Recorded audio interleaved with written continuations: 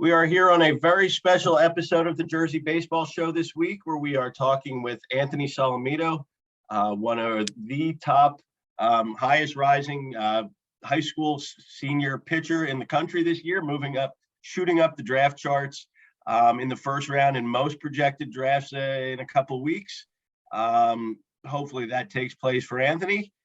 Thank you for coming on with us. And also we've got Chase Conklin. Chase and Anthony were high school teammates for, unfortunately, not as long as we had hoped initially due to COVID last year, but they got a few good weeks in the last dance tournament. Chase is a fine infielder for us with the Trenton Generals this summer, all-time hits leader at Bishop Eustace, playing at the University of Richmond. Thank you both guys for coming on today. Thank you very much for having me. I really appreciate it. It's an honor to be on here with you and Chase. Chase, I know you got a busy day today yourself, so off day for the Gens. We appreciate you taking a few minutes of your time too. Oh, anytime. I mean, I get to talk shop with Ant. Is a good day. Me and him go way back, so it's fun to talk about all this stuff, especially when he's having a very special day coming up. Absolutely. Now, you guys were not teammates for most of your high school career. Chase, right? You at Eustace for 4 years. Anthony came over, I guess, last year. Would have been 2 years at Eustace. COVID kind of made that not happen as quickly as we'd hoped. But just, I guess, explain how that process worked and, how things ended up for you at Bishop Eustace. For me, it was kind of Gloucester Catholic, so freshman, sophomore, and some of junior year. Great experiences there with Coach Tussey and the rest of my teammates and bonds I'll never forget. A lot of great people, and a lot of people I'm still friends with today, and I consider them family, most of them. But going into my junior year, my parents were always kind of back and forth on whether or not we thought we were going to stay there for education, because we knew college was coming up. We know UNC is a really good school and, very prestigious when it comes to academic. I'm pretty sure it's like a 7% acceptance rate. That's pretty low. So they want me to be ready and be prepared. And, me and Chase met each other, my sophomore year, and we've been talking, and I knew he was a stud baseball player, and I knew how Bishop Eustace was. And he really just sold me on how awesome, the schooling is and how great it is and how much, it seems different compared to other schools when it comes to educational standpoint. And I didn't really have to hear much from Chase, realize how good they are from the baseball standpoint. So, once we decided to make the move, we ended up in Bishop Eustace, and me and Chase were really excited to play with our friends like Chuck and everybody, and really, make a run this year, make a run that year for the state chip. And we would have done it. You could have, should have, would have. I could say whatever I want, but I truly know that we would have done it. We would have got the job done. And, unfortunately, we still got the last dance. We all bought out there. We took a tough loss against Jackson Memorial, though. They had a great team. I pitched the day before against Gloucester Catholic, and it was a fun ride. And then this year with Bishop Eustace, words can't even describe the season. I mean, if you think about what we did with the team we had this year, imagine if we had all the players we had this year, plus the experienced players from last year, it would have been ridiculous. But, things didn't always, pan out for us this year. And we had some tough luck in the end there. But, 21-1 is a great season, nothing to scoff at all. So, I met a lot of great people, a lot of great friends, coaches, people I'll never forget. And another part, I made people that, at my 3 years at GC became family. I made family here in 2 years at Bishop Eustace. Yeah, Chase, what's it like? What's it like playing South Jersey high school baseball, first of all, and playing at that level, and you're playing guys, that are on the national stage. You got a teammate / opponent / friend for a few, obviously that is, going to potentially hear his name called on the first round of the draft. But do people really understand what South Jersey baseball is really like if they're not from it? No. We both could talk about this for hours, but it's a different breed. It's a scrappy, hungry bunch of guys that you're facing 90 every day as a hitter. You're facing the top guys, especially coming out of Eustace. You're facing their number one every day. It doesn't matter who you're playing. They're going to set it up as you're facing a college guy every day. And, if you don't capitalize on, their pitching, and it gets to a point where you're down in the hole. But, South Jersey baseball is a different breed. You got probably the best coaches in the country. From Trope, you got Beans over at GC. Derek Reagan and over at Clearview, you got the list goes on. Smitty, you got everyone, but everyone knows you. You know them. I guess us in St. Augustine, us in Paul VI. Every time was you're bleeding. If you don't come off the field bleeding, and either you're getting hit by a pitch or benches are clearing. It was definitely an interesting 4 years playing against the top guys, and it was fun. I'd never really in a million years think I'd be playing college baseball and doing everything coming out of Eustace, but they prepared me. They prepared Ant. I think the most, just from playing against big name guys, him pitching against big name guys. It's definitely something that gets overlooked if you're not from Jersey. Yeah, for sure. So Anthony, you end last school year on everybody's radar, certainly, an early round draft pick. But talk about the things that happened to you from the end of last summer to, the beginning of this year, some of the really amazing experiences. I know your dad talked about you kind of blowing it up at Fenway Park was obviously an all-time thrill for him. Some of the things that have happened, between then and now that kind of have led you to this position. So coming out of the Last Dance, we had 3 major events lined up, and that was about it. We had Area Code, East Coast Pro. Let me rephrase that. It was East Coast Pro, then Area Code, and then Fenway. And then we were kind of going to be done until the next year. And we went to East Coast Pro, and I think we showed out pretty well there. I pitched 2 innings. I think combined my innings total were like 4 minutes long, like both of them can combine. I was moving at a quick pace. Stuff felt really good, and I think it turned a couple heads there. And I talked over with my advisors afterwards, my parents afterwards, and they were just saying like that was a really strong showing. Went to Area Code, also did the same thing. First inning was a little rough here, gave up a run on a couple hits, but next inning went out and struck out the side, and that was just always a big thing for me. High school baseball, that's always been the main priority, been the main focus, and it was never flying around to go pitch 3 innings at a random event here and there. It was always about being a starting pitcher, being someone that can go deep into games, that can battle through tough situations, can get over the hump, can not just back down in the face of adversity almost. And being a high school pitcher really taught me that.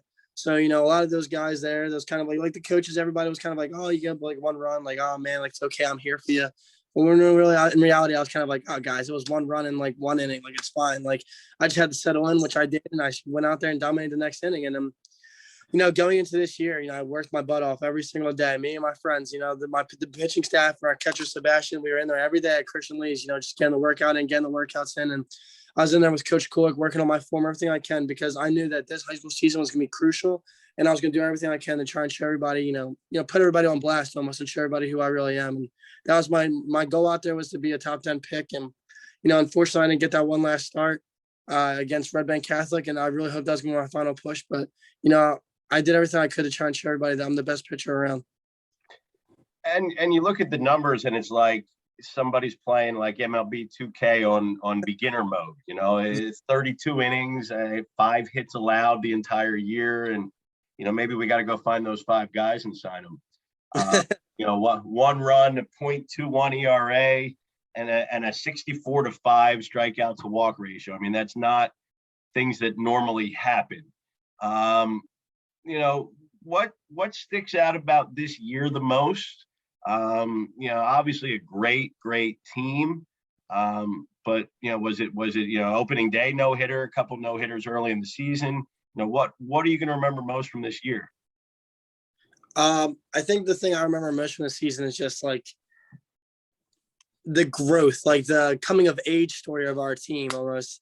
And I mean, in the sense where like just the whole season as a whole, it's everything that's going to stick out to me, because it's this group of guys we had, we looked around for a little bit and we weren't sure really what we were going to have. We knew the pitching was going to be there. We were just we all were kind of like murky in the waters. We didn't really know what was going to happen. We had a lot of young guys, a lot of young talent. We were trying to figure out who's going to play where. And then, these young guys really stepped up. Like we had the young guys like Raph, Auerbach, Oveka.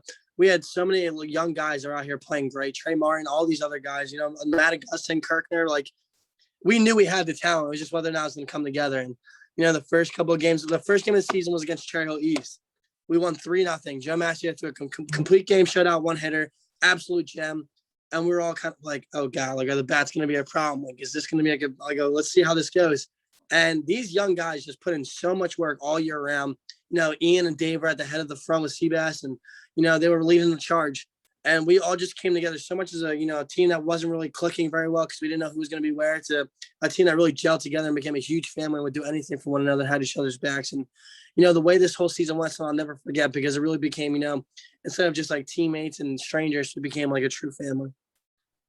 So, people who've seen you pitch, obviously the natural description is Madison Bumgarner, the kind of arm slot, the motion, mid-90s fastball, you got the back foot slider, the changeup, so 3+ pitches. I guess first of all, your motion a little bit distinct.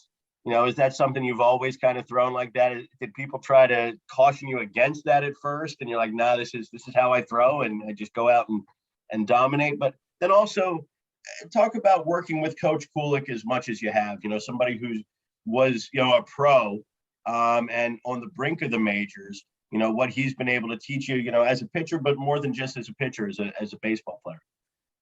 So, to start off with my mechanics, kind of, the way my arm comes behind my back and everything, that wonky type of arm style, minus rest of the form, just the arm slot itself. Like, I did that since I was little. I was always super flexible. And the first pitching coach I worked with, he was like, oh, don't worry about that. Like, that'll go away. Like, it'll get stronger and you won't go far behind you anymore. And he was like, let's just keep focused on your arm being here. Like, don't go out here, just keep it here. Try and stop doing that so much.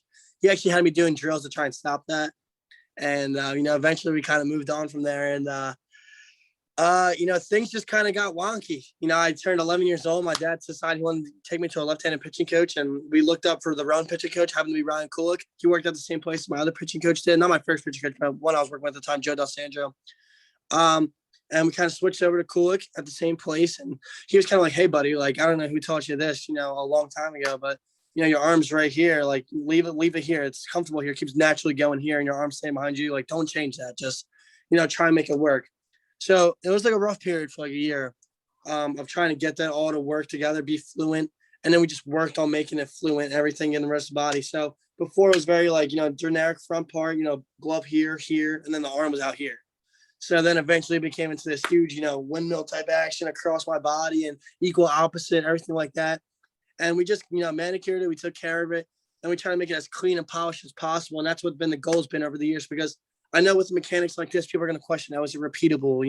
Is he going to be able to consistently get to the spot he needs to get to at release point? And the main thing for me and Coach Kulik was to, eliminate any doubt in anybody's minds of whether or not I can repeat that delivery, whether or not I can be efficient. People say whether they want about injuries and everything about that, but everybody gets injured. I've been blessed enough to not suffer any serious injuries, and hopefully God keeps protecting me that way. But I'm just doing the best I can to make sure that everyone knows that there's not a single doubt in their mind that I can repeat this delivery and that's efficient and effective.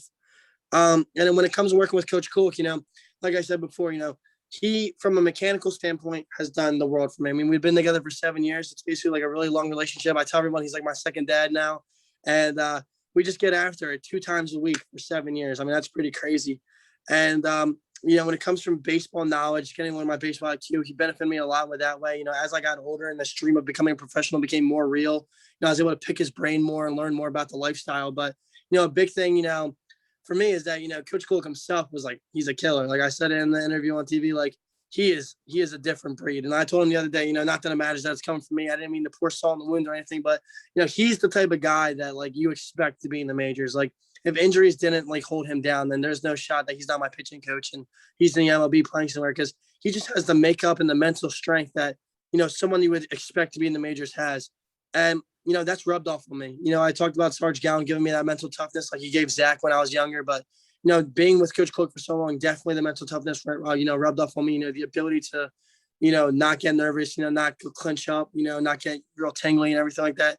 The ability to stay cool, calm, and collected, him and my mother, those are the 2 people I get it from, staying cool, calm, and collected. And, it's been pretty wild. My friend Seabass, my catcher at Eustace, he called Kulik in a men's league game the other day. He called me up. He was like, hey, Ant, I got something to tell you. I was like, what's that? He was like, Kulik just had 10 Ks, 1 hit, and he's better than you. And I was like, don't tell me if I don't know, That's why I work with the guy. And it's just been a crazy journey for all of us. Yeah, no. Chase, you've had the pleasure of standing in against Anthony, I guess, in pens and maybe never live in a game, but what's it like? We're talking here to one of the great, hitters in South Jersey over the last few years. D1, soon to be star at Richmond.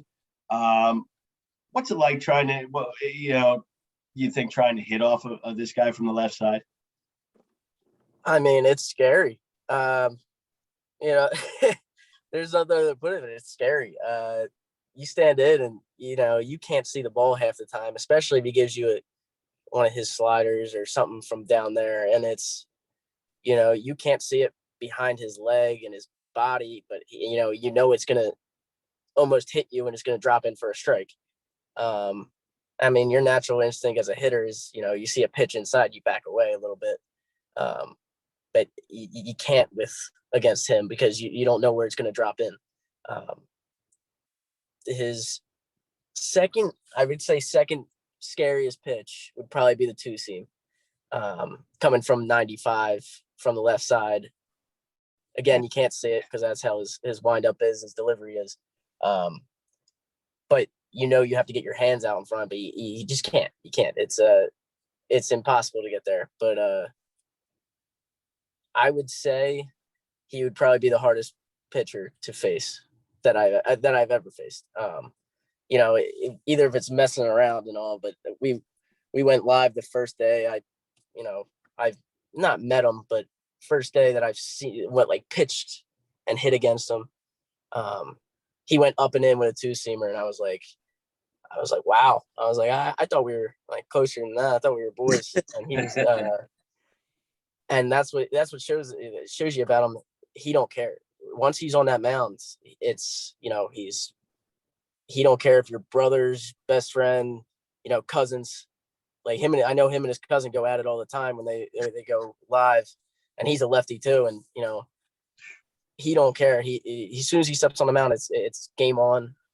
He's a competitor, and that's what you want on your team and what you want to face against. So 3 weeks from now, draft, right? What do you have coming up between now and then to get you ready? Obviously the workouts and stuff like that, but anything big coming up between now and then for draft day to keep you going? Well, I know the combine's coming up. I'm not really sure what the status of me going to that is right now, but for me, it's just kind of working on keeping myself polished. Just keeping the beat, being the best Anthony Solometo I can be, so that this way, after the draft, whether it be in college, I'm getting ready to start, revving everything up and go to school, or whether it be getting ready to pitch right away in the minors or in an instructional league, something like that. I'm just trying to make sure that I'm the best I can be. So just constant, manicure and everything, just bullpen twice a week. And then eventually, the week before the draft, maybe a couple private bullpens in front of teams and all that. But we don't know really what's going to happen. So right now I'm just working out every day at the gym, normal schedule, and we're just playing everything, by ear. So obviously draft day is going to bring with it a decision, right? You've got, latest mock drafts have you in the first round, right? Maybe not the top 10 that you were trying for, but, still somewhere in the high teens, low 20s, which is crazy, right? To think of the fact that South Jersey is going to have 2 high school first round pitchers drafted is pretty awesome. On the other hand, great school, UNC, full ride. Not to try to make you say what way you're leaning towards, but I guess to ask it this way, what are the things that would go through your mind, I guess, kind of as the process is to end up figuring out what you want to do? I think for me, it's mostly, it comes down to financial. Am I financially going to be okay with accepting this money? Because, the last thing I want to do is, God forbid, take, not enough money in a sense, and then go to the minors and then get hurt. And then, I missed out on school and I don't have a lot of money to support me, and I'm kind of stuck in life. So I think when the decision comes, it's to be very super educated, thought going into this, whether or not, we think it's financially the best for me to succeed. If, God forbid I did get injured. And, I just want to have a backup plan to lay underneath me and try and figure out where to go from there in life, afford college and try and make a path to myself. But also it just comes down to, being a kid at the same time. It's like, we got to talk it over with my family, after I get drafted, God bless, if we look at the financial money and we think the money's there, if we all collectively as a group believe that this is the best decision for me going on. And, my mom, I know she's a big pusher for college, my dad is too. And, it's kind of just like it's a game day decision type of thing, the financial there, we'll see what happens, but. Yeah, there's literally no way to know until it happens, but does it help knowing that you've got a great decision over here and you've got a great decision over here? It's like, it should be two great options, Yeah, it's very comforting to know that, I can't make the wrong decision almost in this type of situation. So, there's a lot of opportunities that will come with, that day, and, which path I go down, I'm not sure right now, but I know the one goal for me is that, if I decide to go with the draft route and I get drafted in, the later half of the first round and second round, my goal is to make everybody 10 years from now scratch their head and say, well, how did he get drafted that far? How was he not the one over, And if I go to college, and I dominate college, I want everybody to look at that and be like, well, how did that kid not get drafted and he's doing this good in college? So, the goal is just to prove everybody wrong, to leave everybody scratching their head, wondering how, somebody slipped through the cracks like me. Because, in the end of the day, God bless,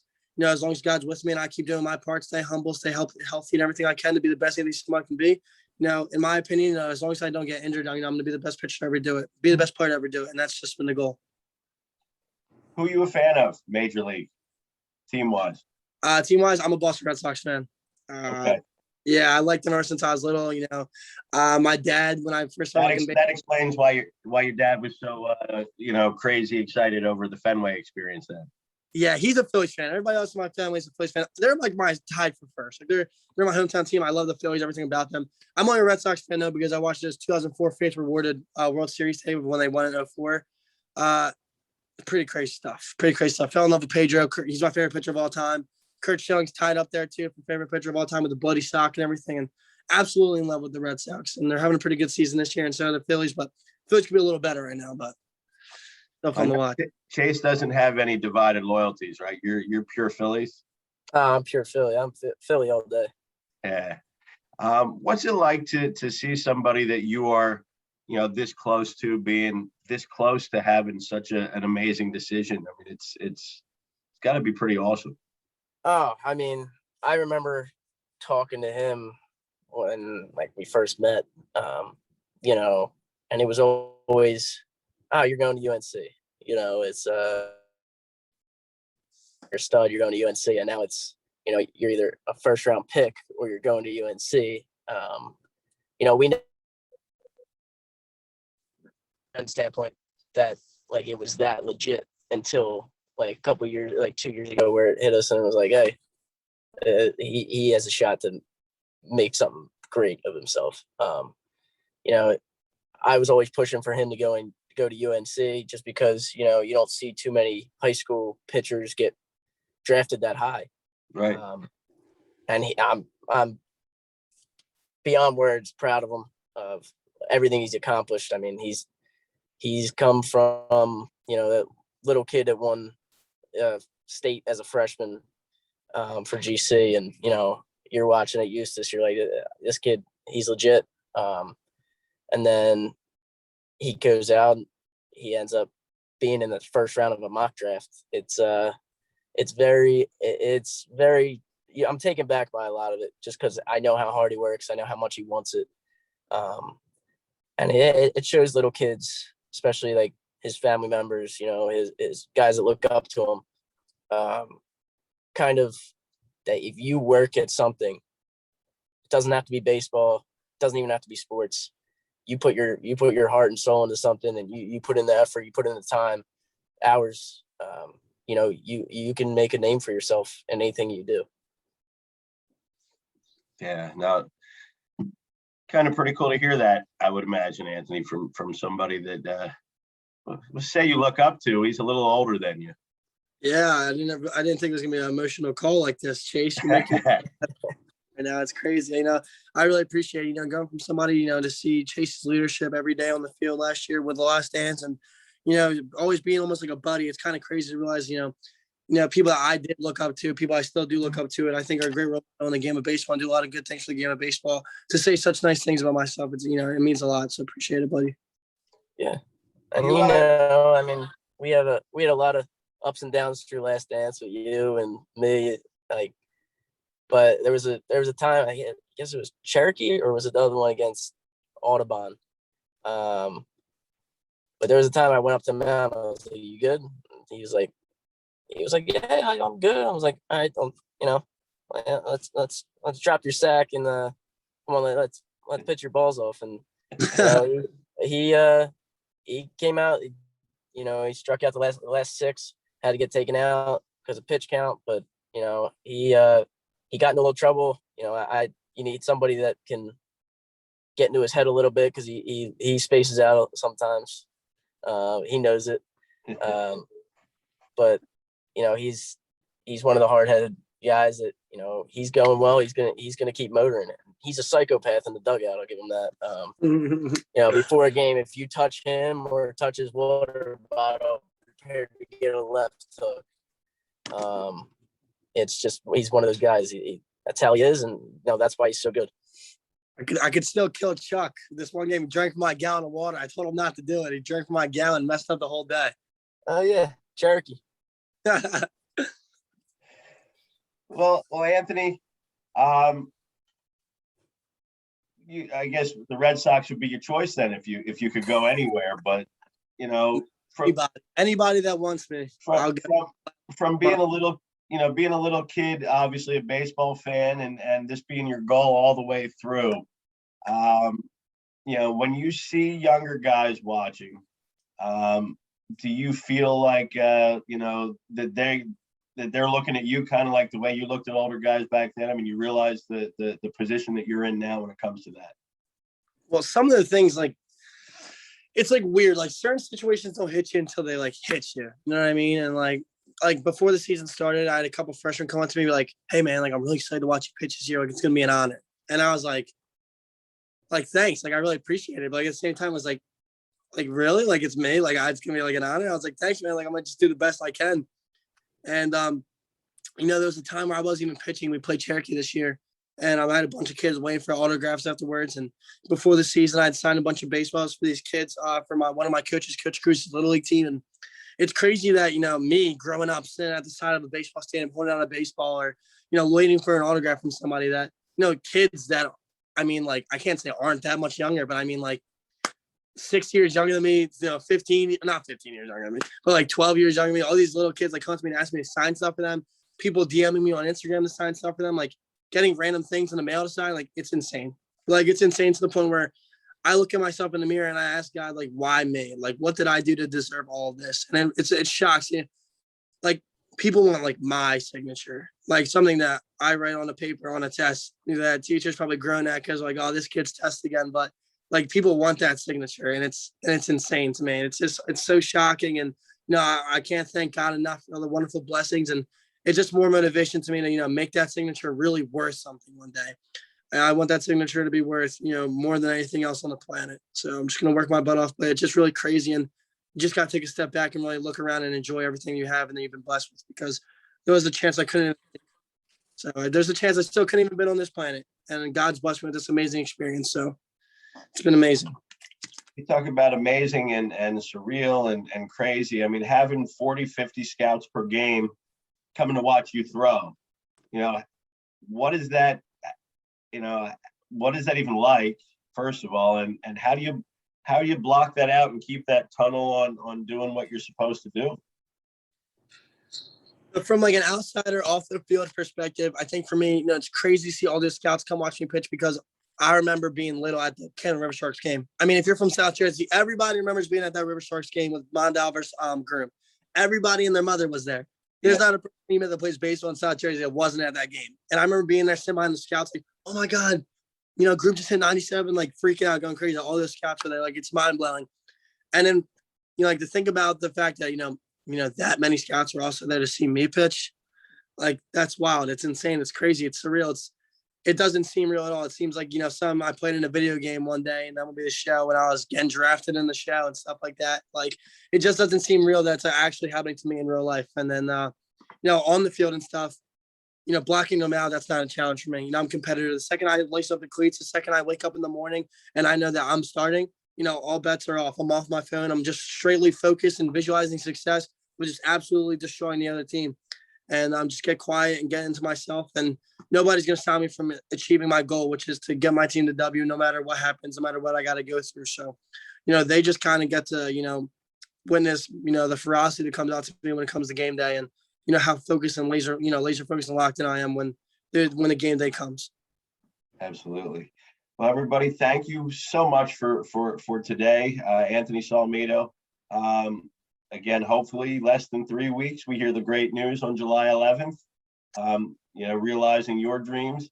Chase, we can try to recruit him one more time, maybe to throw a couple innings in the next few weeks. I can make a roster spot happen. Let's just put it that way. But seriously, thank you, Chase, for sharing your memories of playing with Anthony. I know that added a lot and means a lot, and look forward to seeing you tomorrow. And Anthony, you're going to have to Chase has got the Instagram takeover on the Generals account, so you're going to have to check that out and see what he does, and hope it's not too bad. All right, awesome. I'm looking forward to it. You guys will be having the same conversation about Chase getting drafted in a couple of years too, so don't worry.